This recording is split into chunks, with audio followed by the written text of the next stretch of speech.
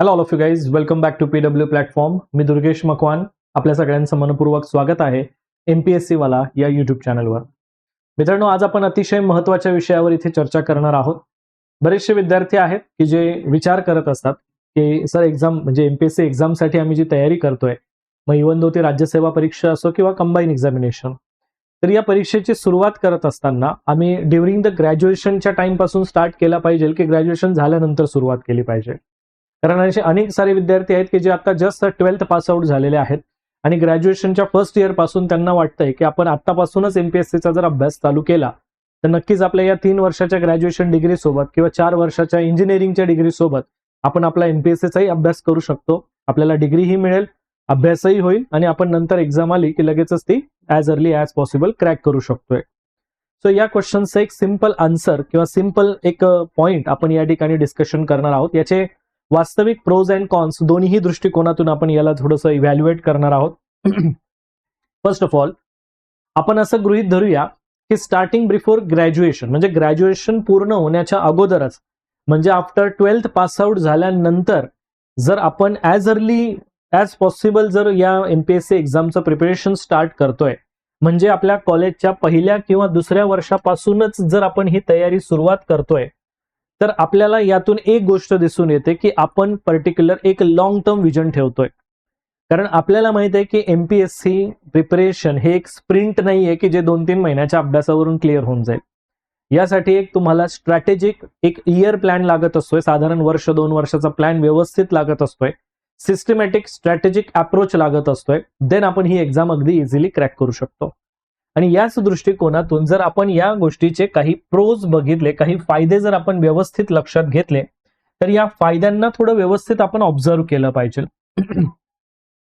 की जर आपण ग्रॅज्युएशनच्या टाइम पासून जर सुरुवात केली तर आपल्याला काय त्याचा फायदा होत असतोय. पहिली गोष्ट की आपल्याला टाइम पुरेसा मिळत असतोय. म्हणजे आपल्याकडे सर्वसाधारण एक 2 ते 3 वर्षांचा एक क्लिअर विंडो असतो की आपण ज्यामध्ये ग्रॅज्युएशन पण करतोय आणि आपल्या MPSCचा पण आपण व्यवस्थित अभ्यास जो आहे हा स्ट्रॅटेजिक पद्धतीने करतोय. याच्यामध्ये कोणतेही घाई करता येत नाही, कारण अगदी व्यवस्थित नियोजन असतंय, आपल्याकडे वेळेचा अवेलेबिलिटी चांगल्यापैकी असते. म्हणजे आपण MPSCच्या संपूर्ण अभ्यासासाठी अगदी बेसिक पासून state board, NCERT, main references, classes and all आपण अगदी व्यवस्थित आपलं नियोजन करत असतोय. आलं लक्षात? म्हणजे एक्झामचं प्रेशर काही या ठिकाणी लगेचच आपल्यावर पडतंय असं होत नाही. दुसरं की आपण एक अॅनालिटिकल स्किल बिल्डअप करत असतो. म्हणजे काय की वेळ कमी आहे म्हणून आपण फक्त पाठांतर करून अभ्यास कव्हर करतोय असं होत नाही. इथे तुम्ही व्यवस्थित त्या पर्टिक्युलर ईच टॉपिकला समजून घेऊन अभ्यास करतात, कन्सेप्च्युअल क्लॅरिटीने अभ्यास करतात. तुम्हाला कॉलेजच्या दिवसांपासून एक सवय लागत असते, अभ्यास करण्याची शैली तुमची डेव्हलप होत असते की ज्यामध्ये एखाद्या पर्टिक्युलर पॉइंटवर कशा प्रकारे विचार झाला पाहिजे, आपली क्रिटिकल थिंकिंग ॲबिलिटी जी आहे हे तुमचं सुधारत असतं. आणि विशेष म्हणजे अगदी अर्ली स्टेज पासून तुम्ही स्टार्ट करताय, त्यामुळे तुमचं आन्सर रायटिंगची प्रॅक्टिससाठी तुम्हाला बऱ्यापैकी टाइम मिळतोय आणि इथे खरं तुमचं स्किल डेव्हलप होत असतंय. आणि अजून एक दुसरा ऍडव्हान्टेज आपल्याला बघायला मिळतो, तो म्हणजे काय की ज्यावेळेस आपण 21-22व्या वर्षी जेव्हा आपल्याकडे पदवी मिळालेली असते, ग्रॅज्युएशन कंप्लीट होत असतंय, ऍट द सेम टाइम आपण पहिल्या किंवा दुसऱ्या प्रयत्नामध्ये क्लास 1ची पोस्ट या ठिकाणी काढण्याची आपली ॲबिलिटी आपण ग्रॅब केलेली असते. कारण एवढा टाइम आपण या पूर्ण MPSCच्या अभ्यासासाठी दिलेला असतोय. सो हा एक आपल्याला एक बेस्ट ऑपॉर्च्युनिटी म्हणून या ठिकाणी बघता येतोय. But at the same time where there is a pros there is a cons, की जिथे तुम्हाला फायदे आहेत तिथे तुमचे तोटे पण आहेत. पहिला पॉईंट इथे आपण तोट्यांच्या बाबतीत बघितला तर थोडंसं बघा, तोटे म्हणजे काय खूप मोठे तोटे नाही आहेत. वास्तविक तुम्ही याला जर व्यवस्थित नियोजन केलं तर हे तोटे सुद्धा तुम्ही बाजूला ठेवू शकता. बघा, कॉलेज करता करता MPSC करतोय याचा अर्थ आपण फक्त MPSC कडे जास्त टाइम देतोय, कॉलेजकडे दुर्लक्ष करतोय असं आपल्याला करायचं नाहीये. नाही तर आपण MPSCच्या प्रवासाच्या नादामध्ये डिग्री मिळवण्याकडे दुर्लक्ष करतो, ATKT लागते, विषय राहून जातात. आलं लक्षात? की ज्याचा आपल्याला इम्पॅक्ट आपल्याला पूर्ण जो आपलं पर्सनॅलिटी टेस्ट असेल, इंटरव्ह्यू वगैरे असेल, तर त्यावेळेस त्याचा निगेटिव्ह इम्पॅक्ट व्हायला नको. यासाठी ग्रॅज्युएशनच्या सोबतीला आपल्याला व्यवस्थित नियोजन करावं लागतंय. आलं लक्षात? कारण अजून एक पॉइंट आपल्याला दिसतो की साधारण ग्रॅज्युएशनच्या वेळेसच आपण पूर्ण MPSCचे 3 वर्ष हा पण अभ्यास करणार आहोत. त्यामुळे सलग तोच अभ्यास करून विद्यार्थी परीक्षा देण्याच्या अगोदर मेंटली थकलेले बघायला मिळतो, आपण मेंटली डिस्टर्ब झालेले बघायला मिळतात. कॉलेज लाईफ पूर्णपणे दूर राहून जाते, सोशल लाईफ थोडंसं वेगळं राहून जाते, त्यामुळे थोडंसं नैराश्य वगैरे येणं की उगाच मी एमपीएससी कडे आलो वगैरे वगैरे असं बऱ्याच वेळेला होतं. बट त्या गोष्टीपासून आपल्याला दूर राहायचं असेल तर आपल्याला नियोजनबद्ध अभ्यास करणं हे आवश्यक असते, की आपण दोन्ही गोष्टींना संतुलित वेळ देणं ही गरजेचं आहे. आणि बऱ्याच वेळेला काय होतं की आता तुम्ही म्हणणार की सर हे 3 वर्ष मी चालू घडामोडी अभ्यासून काय फायदा, मला तर 3 वर्षानंतर एक्झाम द्यायची आहे, मग तो माझा वेळेचा अपव्यय होईल. मग हेच मी तुम्हाला सांगतोय की ज्या गोष्टी आता रिक्वायर्ड नाहीये तर या 3 वर्षामध्ये तुम्हाला फाउंडेशन, कन्सेप्च्युअल बेस, आन्सर रायटिंगचं टेक्निक ह्या गोष्टी मात्र तुम्हाला इथे अचीव्ह करायच्या आहेत. राहिला विषय फक्त करंट रिलेटेड डेटा वगैरे, तर तो तुम्ही ज्यावेळेस फायनल इयरला आलेले असतात ऍट दॅट टाइम तुम्ही त्याला अपडेट करून घेऊ शकता. म्हणजे मला वाटतं की हे जे तोटे आहेत तर हे खऱ्या अर्थाने तोटे नसून यातही आपण त्याला व्यवस्थितपणे मॅनेज करू शकतो, हे आपल्याला या ठिकाणी एक सोल्युशन इथे प्रॉपरली मिळतंय. आणि यासाठीच आपल्या पीडब्ल्यूच्या प्लॅटफॉर्मवर सुद्धा आपल्याला शिखर बॅच आपण चालू केलेली, की ज्यामध्ये 12वी नंतर लगेचच ड्युरिंग द ग्रॅज्युएशन तुम्हाला पूर्ण राज्यसेवेची पूर्ण तयारी ही सखोल पद्धतीने करता येणार आहे. बरं, आता दुसरा सिनेरिओ बघूया. आपण पहिला सिनेरिओ बघितला की जो आपण म्हणजे कॉलेज करता करता एनपीएससीचा अभ्यास बिफोर ग्रॅज्युएशन. आफ्टर ग्रॅज्युएशनचा एक दुसरा सिनेरिओ आपल्या समोर आपण इथे बघूया, की सर समजा मी जर एक्झामची तयारी ग्रॅज्युएशन झाल्याच्या नंतर स्टार्ट केली तर काय होईल.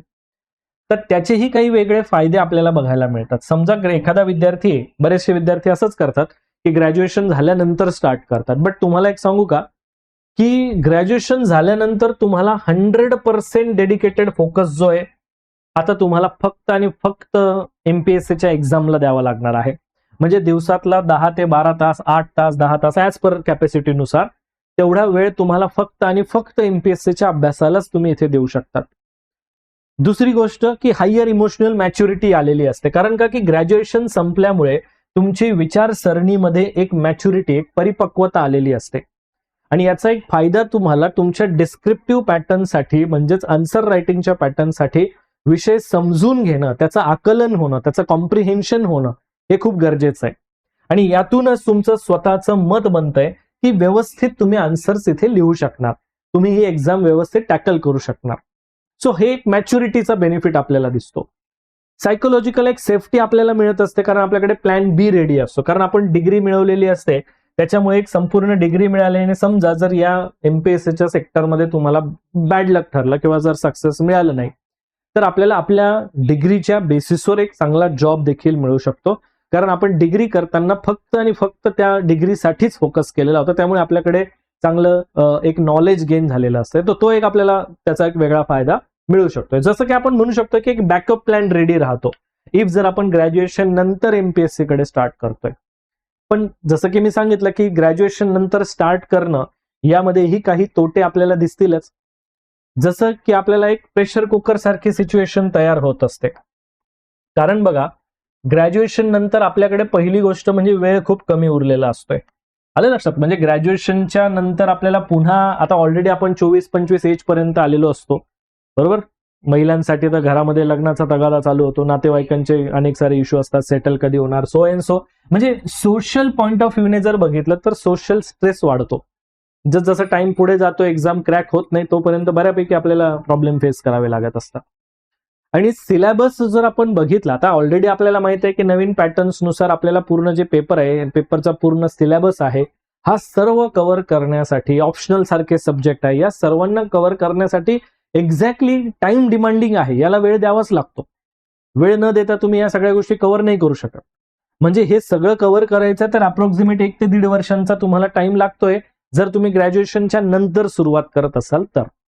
आणि देन त्याच्यानंतर तुम्ही एक्झामसाठी व्यवस्थित प्रिपेअर झालेले असतात आणि तुम्ही एक्झामचा अटेम्प्ट देऊ शकता. त्यातल्या त्यात अजून आपल्याला बघायला मिळते की फिअर ऑफ फेल्युअर कमी वेळ असल्या कारणाने प्रत्येक वेळेस आपल्या मनामध्ये एक्झाम अटेंड करताना काही भीती असते आणि ही भीती परत वाढत जात असते. सो बेटर ऑप्शन मी जसं तुम्हाला बोललो की आता बरेचसे विद्यार्थी असतील, मग सर आता आम्ही ग्रॅज्युएशन नंतर स्टार्ट नाही करू शकत का? करू शकतात. बट पॉइंट आहे की तुम्हाला अगदी इथे सुद्धा व्यवस्थित नियोजन ठेवून, स्ट्रॅटेजी ठेवून अभ्यास करावा लागेल की जेणेकरून तुमच्याकडे अवेलेबल असलेला कमीत कमी वेळ हा तुम्ही मॅक्झिमम बेनिफिट्सच्या स्वरूपात त्याचा उपयोग करायचा आहे. आलं लक्षात. सो ह्या गोष्टी आपण बघतो. बट आता याच्यामध्ये मी तुम्हाला एक 3 ते 4 पॉईंट ऍडिशनल सांगतो की जेणेकरून तुम्हाला तुमचा डिसिजन बेस्ट पद्धतीने घेता येतो. जसं की आता ऑलरेडी आपल्याला माहित आहे की न्यू डिस्क्रिप्टिव्ह पॅटर्न आपल्याकडे आहे. वास्तविक जर तुम्ही याचं एक रियालिटी बघितली तर आता पूर्ण लेखी सिलेबस असल्या कारणाने लेखी पेपर असल्यामुळे 1750 मार्कांचा आपला पेपर असतो. आता जर समजा बिफोर ग्रॅज्युएशन तुम्ही जर याकडे लक्ष दिलं तर ऑलरेडी तुम्हाला रायटिंग स्पीड डेव्हलप करण्यासाठी, लँग्वेज डेव्हलप करण्यासाठी 3 वर्षांचा वेळ मिळत असतो. बरोबर की नाही? म्हणजे काय की ड्युरिंग द ग्रॅज्युएशन तुम्ही हे सगळे व्यवस्थित घटक कव्हर करत गेले स्ट्रॅटेजीनुसार तर तुमचं ग्रॅज्युएशन सोबतच पूर्ण एमपीएससीचा अभ्यास व्यवस्थित होत असतो. तुमच्याकडे अगदी व्यवस्थित स्किल डेव्हलप झालेलं असतं. आता समजा हा सिनेरिओ मी आफ्टर ग्रॅज्युएशन नंतर जर विचारात घेतला तर काय फरक पडतोय? ग्रॅज्युएशन नंतर सुरुवात केली तर डिस्क्रिप्टिव्ह पॅटर्न समजून घेण्यासाठी, तेवढं उतरण्यासाठी तुम्हाला एक्स्ट्राचे 6 महिने लागून जातात. आन्सर कसं लिहायचं, आन्सर रायटिंगचं स्किल कसं डेव्हलप करायचं वगैरे वगैरे या सगळ्या गोष्टी. म्हणजे इथे टाइम देणं हे थोडं जेव्हा हेक्टिक वाटतं तर ग्रॅज्युएशनच्या दरम्यान टाइम देणं हे तेवढंच इझी वाटत असते, कारण बर्डन नसतंय कोणत्या गोष्टीचं. कारण का की आता इथे सुरुवातीला आपल्याला कंटेंट जनरेशन करावं लागतंय, कंटेंट समजून घ्यावं लागतंय, नंतर आपल्याला शब्द साठा वाढवायचा आहे, आपलं नॉलेज गेन करायचंय, व्होकॅब्युलरी वाढवायचंय आणि ह्या बेसिसवर आपण आपलं काम चालू करतोय. आफ्टर ग्रॅज्युएशन नंतर तुम्हाला या गोष्टींवर थोडासा स्ट्रेस जो आहे हा जाणवतो, बट एक लक्षात घ्या इथे मॅच्युरिटी चांगली आलेली असते, त्यामुळे इथे सुद्धा व्यवस्थित आपण जर नियोजन करून अभ्यास केला तरी 1 ते 2 वर्षांमध्ये आपण व्यवस्थित पूर्ण अभ्यासाचं नियोजन करून अभ्यास करून आपण एक्झाम क्रॅक करू शकतो. दुसरी गोष्ट की दुसरा पॉइंट आहे की फायनान्शियल आणि इमोशनल डिपेंडन्सी आपल्याला दिसते. आता 2 गोष्टी इथे पण आहेत. समजा बिफोर ग्रॅज्युएशन आणि आफ्टर ग्रॅज्युएशन मध्ये आर्थिक आणि मानसिक सिच्युएशन मध्ये कसा फरक पडतो ते तुम्हाला सांगतो. आता ऑलरेडी बघा बिफोर ग्रॅज्युएशन करताना आपण टोटली डिपेंड असतो आपल्या पॅरेंट्सवर. त्याच्यामुळे आपल्याकडे कॉलेज एज्युकेशन करतोय, त्याच्यामुळे तुम्हाला कोणत्याही प्रकारचं फायनान्शियल बर्डन नसतंय किंवा कोणतेही सोशल प्रेशर नसतोय, कारण तुम्ही एज्युकेशन फेजमध्ये आहात ही क्लॅरिटी आहे. आणि त्या एज्युकेशन फेजमध्ये असताना तुम्ही तुमचा पूर्ण टाइम पिरियड जो आहे हा अगदी बेस्ट युटिलाइज करून घेऊ शकतात जेव्हा तुम्ही ग्रॅज्युएशनच्या टाइममध्ये असता, कारण तुम्ही फोकस असतात पूर्ण आपल्या ग्रॅज्युएशनचे पूर्ण डिग्रीकडे पण लक्ष दिलेलं असतं आणि त्यातला काही नियोजित वेळ आपण आपल्या एमपीएससी साठी पण देत असतो. तर हा एक बेस्ट ऑप्शन आपल्याला अवेलेबल होतो. हे जर आपण आफ्टर ग्रॅज्युएशन नंतर जर विचार केला तर पदवी हातात आल्यानंतर एक घरातूनच आपल्याला पहिलं एक्सपेक्टेशन असते की काहीतरी जॉब केला पाहिजे, बरोबर की नाही? किंवा फायनान्शियल सपोर्ट घरातून आपण जेव्हा डिमांड करत असतो त्यावेळेस आपल्यालाच थोडं लाजिरवाणं वाटत असतंय. त्यामुळे फायनान्शियल गिल्ट निर्माण होतं, त्याचा इम्पॅक्ट आपण थोडा अभ्यासावर होतो. सोशल इम्पॅक्ट आपल्याला होताना दिसतोय की डिग्री झालेली आहे पण अजून पण आपण अभ्यासच करतोय, अजून किती वेळ, काय वेळ वगैरे, कधी सेटल होणार. सो हा एक सोशल प्रेशर बिल्डअप होतो. बट असेही विद्यार्थी आहेच आपल्याकडे की ह्या सगळ्या गोष्टींना टॅकल करून शेवटी त्यांना ही सक्सेस त्यांनी मिळवलेलाच आहे. म्हणजे हा पॉइंट आपण बघतोय की अर्ली स्टार्ट करण्याचे पण काही बेनिफिट्स आहे. आणि जर आपल्याकडे ऑप्शन नसेल अर्ली स्टार्ट करण्याचं तर बरेचसे विद्यार्थी की सर आम्ही ग्रॅज्युएशन नंतर स्टार्ट केलं बट आम्हाला त्या गोष्टी काही एवढ्या कॉम्प्लिकेटेड वाटल्या नाही, आम्ही त्यात पण अचीव्ह केला, असंही आहे.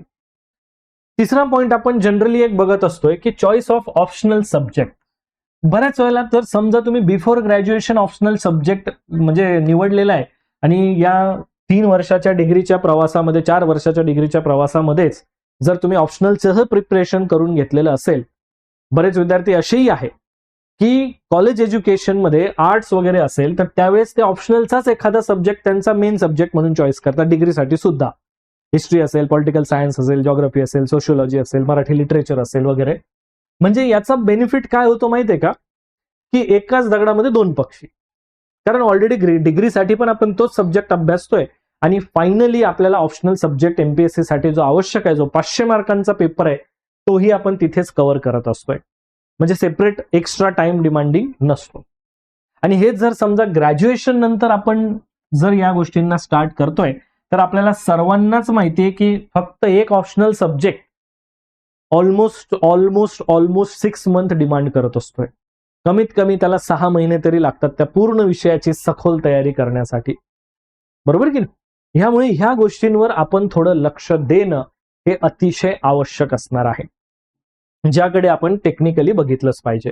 आणि लास्ट पॉइंट येतो की सर आत्ताचे जे पण काही पॉलिसी चेंजेस आहे आणि आपल्याला माहित आहे की आता आयोगाचे बरेचसे जे काही चेंजेस झालेले आहेत, आपली एक्झाम प्रोसेस जी आहे ही सुटसुटीत केलेली आहे, बरोबर की नाही, अगदी सुटसुटीत आहे. त्यामुळे आफ्टर ग्रॅज्युएशनचा फायदा जर तुम्ही बघितला तर बऱ्याच वेळेला तुमच्या डिग्रीच्या बेसिसवर तुम्हाला मल्टिपल पोस्टसाठी अपियर होता येत असते.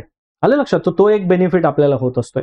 म्हणजे एक ह्या सगळ्या सिनॅरिओ मधून जर मला फायनल कन्क्लुजन द्यायचं असेल ना मित्रांनो, तर मी हेच देणार की तुम्ही कोणत्याही स्टेजवर असू द्या, तुम्ही बिफोर ग्रॅज्युएशनच्या स्टेजमध्ये असू द्या किंवा आफ्टर ग्रॅज्युएशनच्या स्टेजमध्ये, मला माहिती आहे की हा व्हिडिओ बघणारा माझ्या समोरचा प्रत्येक विद्यार्थी एक तर फर्स्ट इयर असेल, सेकंड इयर असेल, थर्ड इयरचा असेल किंवा जस्ट ग्रॅज्युएशन कंप्लीट केलेलं असेल.